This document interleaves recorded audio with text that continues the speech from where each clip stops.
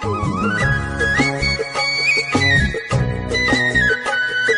શ્રી કૃષ્ણ મિત્રો, આજે આપણે બનાવવાના છે સાબુદાણાના ફરાળી વડા।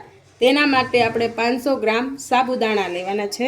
સાબુદાણાને 2 કલાક પલાળી દેવાના છે। હવે આપણે ફરાળી વડા માટેનું મસાલાવાળું દહીં બનાવશું। તેમાં આપણે 5-6 ચમચી ખાંડ નાખવાની છે।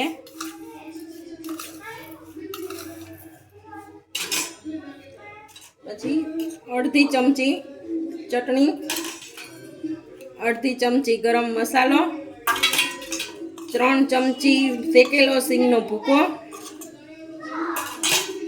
અડધી ચમચી ધાણા જીરું, 1 ચમચી આદુ મરચાંની પેસ્ટ, પછી સ્વાદ અનુસાર નિમક। હવે આપણે આને મિક્સ કરી લેશું।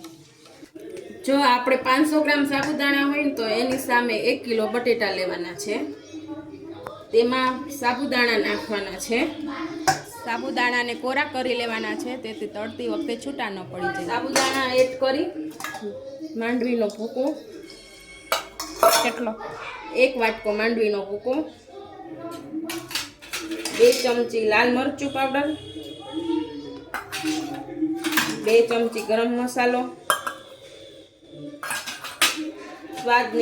સ્વાદ અનુસાર નિમક, 2-3 ચમચી આદુ મરચાંની પેસ્ટ,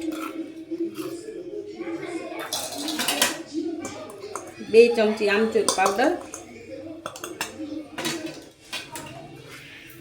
2 ચમચી ખાંડ, અને પછી તેને મિક્સ કરી દેવાનું છે।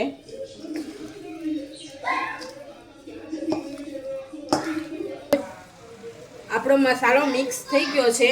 હવે તેની ગોળી વાળીતા જાશું અને રાજગરાના લોટમાં રગદોળતા જાશું અને તળતા જાશું।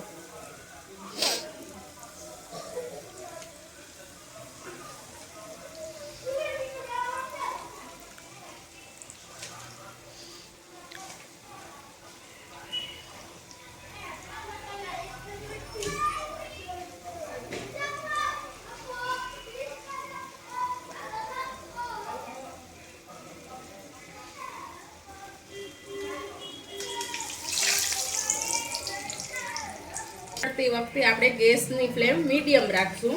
વડા તળતી વખતે બહુ હલાવવાના નથી, નહીંતર છૂટા પડી જશે। વડા આવી રીતે બ્રાઉન થાય ત્યાં સુધી તળવાના છે। આપણા વડા બનીને તૈયાર છે।